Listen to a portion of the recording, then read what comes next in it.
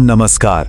आज हम समुद्र के बीचों बीच बसे एक ऐसे रहस्यमयी गांव की कहानी पर बात करेंगे जो लकड़ी के खम्भों पर टिका है। इसे स्टिल्सविल कहते हैं।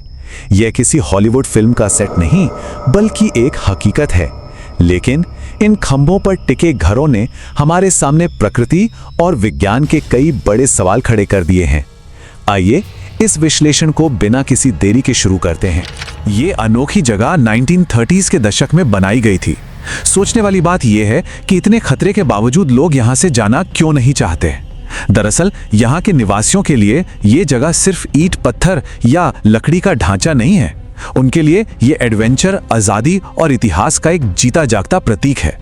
हम इंसानों का ऐसी पुरानी और आज़ाद सोच वाली जगहों से एक गहरा जज्बाती लगाव होता है। यही वजह है कि खतरा चाहे जितना भी हो, लोग इस जगह को छोड़ने के लिए तैयार नहीं हैं। लेकिन इस खूबसूरत और रोमांचक इतिहास के पीछे एक बेहद कठोर सच्चाई छुपी है। और वो सच्चाई ये है कि ये गांव हर साल समुद्र के पानी में पूरी तरह डूब जाता है। जी हाँ, हर एक साल। ये बिल्कुल हैरान करने वाली बात है। एक तरफ हमारा जज्बात और इतिहास से जुड़ाव है और दूसरी तरफ है प्रकृति का वो विशाल रूप जो हर साल आती है और इस पूरी जगह को अपने आगोश में ले लेती है। ये मानव निर्मित ढांचों और प्राकृतिक शक्तियों के बीच चल रही एक लगातार टकराव का सबसे बेहतरीन उदाहरण है। पहला भाग, the science of rising seas. आखिर समुद्र का जल स्तर क्यों बढ़ता है? आखिर ये समुद्र का पानी लगातार बढ़ क्यों रहा है? आइए इस बेसिक चेन रिएक्शन को समझते हैं। सबसे पहले, ग्लोबल वार्मिंग की वजह से हमारी पृथ्वी का तापमान लगातार बढ़ रहा है। इस भारी गर्मी की वजह से विशाल ग्लेशियर्स पिघलने लगते हैं। और तीसरा सबसे महत्वपूर्ण बिंदु, जब समुद्र का पानी गर्म होता है तो वो फैलने लगता है, जिससे उसका स्तर ऊपर उठता है। ये एक बिल्कुल अनडिनायबल यानी नाकारे जाने वाला सिलसिला है। इस लगातार बढ़ते पानी की वजह से स्टिल्सविल के इन लकड़ी के खंभों के आसपास पानी का सामान्य स्तर पहले के मुकाबले हमेशा के लिए बढ़ गया है। दूसरा भाग, मैकेनिक्स ऑफ स्टॉर्म सर्जेस। अब हम अचानक आने वाले तूफानों और लहरों की प्रक्रिया को देखते हैं। तो आखिर ये स्टॉर्म सर्ज क्या बला है? सरल शब्दों में कहें तो किसी शक्तिशाली तूफान की वजह से समुद्र के पानी के स्तर में आई अचानक और बहुत तेज वृद्धि को स्टॉर्म सर्ज कहते हैं। इसे किसी भारी भरकम टेक्निकल भाषा की तरह नहीं बल्कि एक फिजिकल फोर्स की तरह समझना चाहिए। ये पानी की एक ऐसी विशाल दीवार है जो मौसम की गड़बड़ी और तूफान की वजह से अचानक समुद्र के बीच खड़ी हो जाती है। आइए देखते हैं कि ये मैकेनिक्स आखिर फिजिकली काम कैसे करते हैं। सबसे पहले, पृथ्वी लगातार गर्म हो रही है। इस गर्मी की वजह से फ्लोरिडा के आसपास आने वाले हरिकेन्स यानी तूफान बेहद भयानक शक्ति इकट्ठा कर लेते हैं। और फिर इन तूफानों के अंदर की तेज हवाएं और लो एयर प्रेशर बिल्कुल एक जायंट बुलडोजर की तरह काम करता है।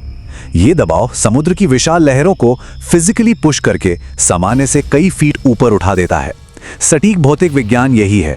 हवा का दबाव पानी को हवा में लिफ्ट करता है और देखते ही देखते पूरा का पूरा स्टिल्सविल पानी की इन भयानक दीवारों के बीच कहीं गायब हो जाता है। तीसरा भाग, कोस्टल एरोजन एक्सप्लेन्ड। अचानक आने वाले तूफानों के बाद अब हम उस धीमी प्रक्रिया की बात करेंगे जो तटीय घरों की नींव को कमजोर करती है।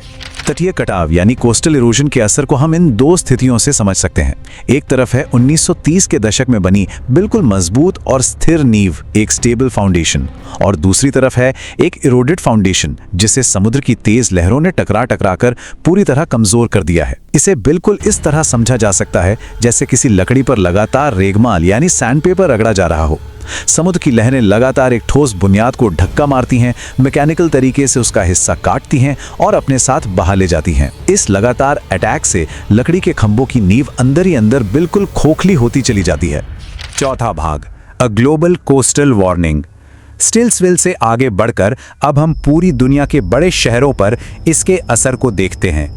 वैज्ञानिक हमें बहुत साफ शब्दों में बता रहे हैं कि अब बस कुछ ही दशक बचे हैं और ये अनोखा स्टिल्सविल हमेशा के लिए समुद्र में पूरी तरह समा जाएगा। लेकिन असल वार्निंग ये नहीं है।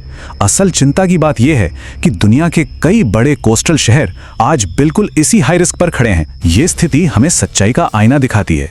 एक तरफ हमारी मानवता का जज्बा है जो पानी पर भी घर बना लेता है, और दूसरी तरफ है प्रकृति की ऐसी ताकत जिसके आगे किसी की नहीं चलती। अगर क्लाइमेट चेंज लगातार ऐसे ही बढ़ता रहा तो ये छोटा सा डूबता गांव बस एक ट्रेलर है उन बड़ी आपदाओं का जो पूरी दुनिया के बड़े शहरों का इंतजार कर रही हैं। और यही सारी बातें हमें एक बहुत ही गहरे सवाल के साथ छोड़ जाती हैं। अगर स्टिल्सविल प्रकृति की तरफ से दी गई एक खुली चेतावनी है तो स्टॉर्म सर्ज और इरोजन का शिकार होने वाला अगला बड़ा तटीय शहर आखिर कौन सा होगा? यह सवाल सच में सोचने पर मजबूर कर देता है कि प्रकृति के सामने आखिर हमारी मानव निर्मित तकनीक की सीमाएं कहां तक हैं। आज के इस विश्लेषण में हमारे साथ जुड़ने के लिए धन्यवाद।